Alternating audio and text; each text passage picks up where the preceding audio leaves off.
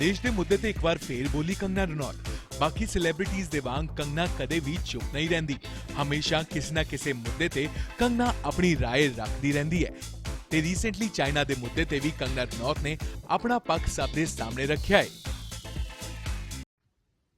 अगर कोई हमारे हाथ से हमारी उंगलियां काटने की कोशिश करे या हमारी भुजाओं से हमारी हथेली काटने की कोशिश करे तो किस तरह का कष्ट होगा आपको। वही कष्ट पहुंचाया है चाइना ने हमें लद्दाख पर अपनी लालची नजरें गड़ा के, और वहां हमारी सीमा का एक एक इंच बचाते हुए हमारे 20 जवान शहीद हो गए हैं।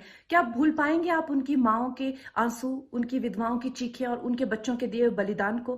क्या ये सोचना ठीक है कि सेनाओं का जो सरहदों पे जो युद्ध होता है वो सिर्फ सेनाओं का होता है, वो सिर्फ सरकार का होता है? क्या उसमें हमारा कोई योगदान नहीं है? क्या हम भूल गए वो वक्त जब महात्मा गांधी जी ने कहा था अगर अंग्रेजों की रीढ़ तोड़नी है भारत में तो उनके बनाए हुए हर उत्पादन का बहिष्कार करना पड़ेगा। तो क्या ये जरूरी नहीं है कि हम भी इस युद्ध में हिस्सा लें, क्योंकि लद्दाख सिर्फ एक जमीन का टुकड़ा नहीं है, भारत की अस्मिता का एक बहुत बड़ा हिस्सा है, भारत की हथेली है। हम उसे किसी तरह से इस दुश्मनों के उनके गंदे इरादों में सफल नहीं होने दे सकते।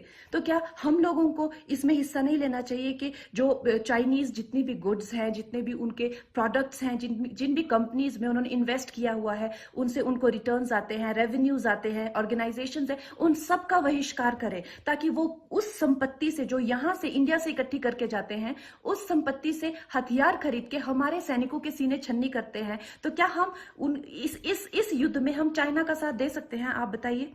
ये क्या हमारा कर्तव्य नहीं है कि हम अपनी सेनाओं का और अपने सरकार का साथ दें? तो हमें प्रतिज्ञा लेते हैं कि हम आत्मनिर्भर बनेंगे और चाइनीज गुड्स को बिल्कुल बॉयकॉट करेंगे और इस युद्ध में हिस्सा लेके भारत को जिताएंगे।